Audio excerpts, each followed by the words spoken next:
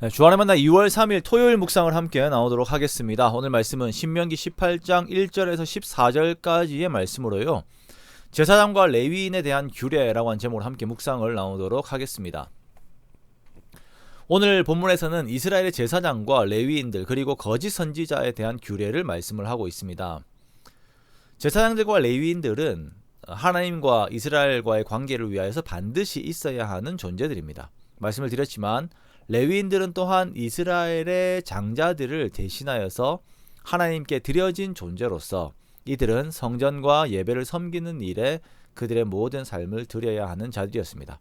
즉, 이 레위인이 드려졌다라고 하는 것은 이스라엘 전체가 하나님 앞에 드려졌다라고 하는 것입니다.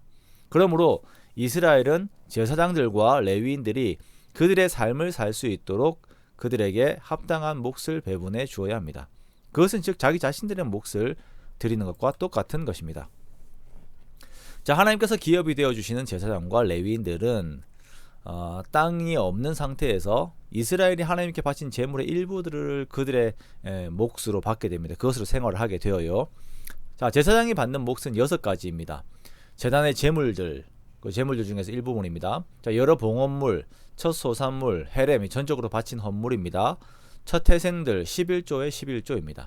자, 고기의 분배를 보면 레위기가 조금 다른데 신명기에서는 오른쪽 앞다리, 두 볼 위를 제사장에게 할당을 하게 됩니다. 자, 이러한 고기와 양털까지 분량이 얼마나 이렇게 나누어지는지는 정확하게 나오지는 않습니다만 이들의 생계를 유지할 수 있을 정도라고는 우리가 알 수가 있지요. 자, 여기에서 우리는 하나님의 일에 종사하는 자들이 가지고 있어야 하는 재물관을 보게 됩니다. 자, 재물과 그것을 공급하는 사람이 자신의 생계수단이 되는 것이 아니라 하나님께서 나를 먹이시는 것을 항상 기억하면서 하나님 앞에서의 올바른 재물관을 가지고 있어야 할 것입니다.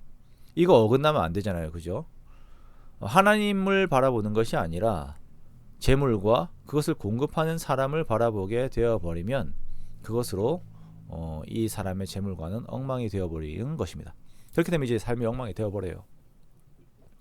자, 두 번째는 지방에 있는 레위인들을 위한 규례입니다. 하나님께서 이들을 어떻게 보호하시는가? 자, 레위인들은 당시 48개의 도성들에 흩어져서 살고 있었습니다. 이들이 처음 자신들이 살던 도성에서는 이제 관례대로 레위인들에게 주시는 그 몫을 받고 살겠죠. 그에 대해서는 별 문제가 없었을 것입니다. 그런데 이들이 어떤 사정으로 인해서 다른 도성으로 가서 살게 될 때가 있다라는 것이에요.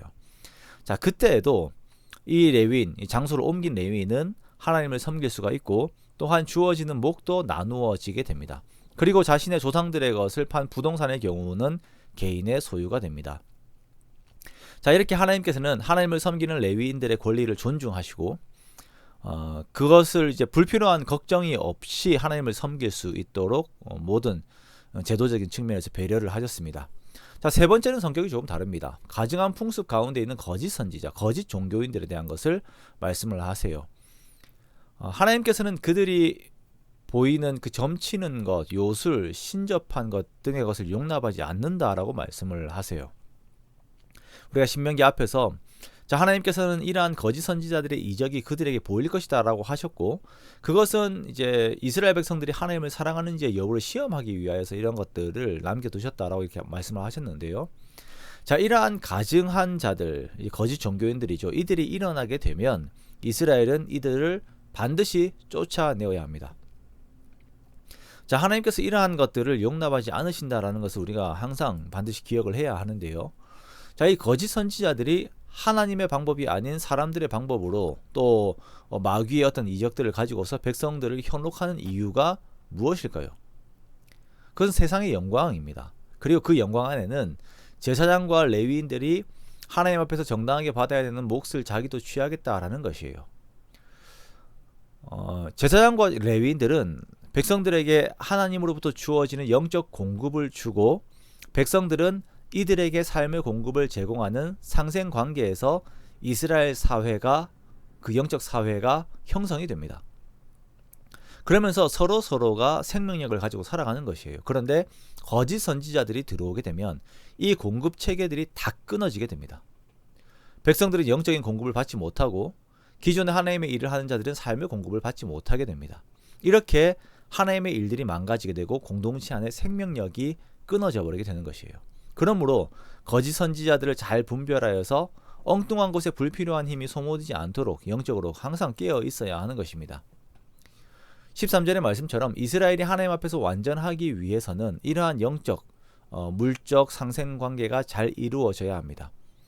초대교회에서 가난한 자들을 돕고 또한 사도들이 말씀과 기도에 전무하게 하기 위하여서 집사들이 나머지 역할들을 감당하면서 그 분배된 사역 안에서 공동체가 완전함으로 나아갔던 것을 보면서 모든 교육자들, 성도들이 자기의 어떤 유익에, 자기의 영광에 어떤 초점이 맞춰지는 것이 아닌 하나님 앞에서 공동체의 완전함을 더욱 추구하면서 하나님을 의지함으로 자신들의 역할을 감당하는 모습을 가져야 할 것입니다.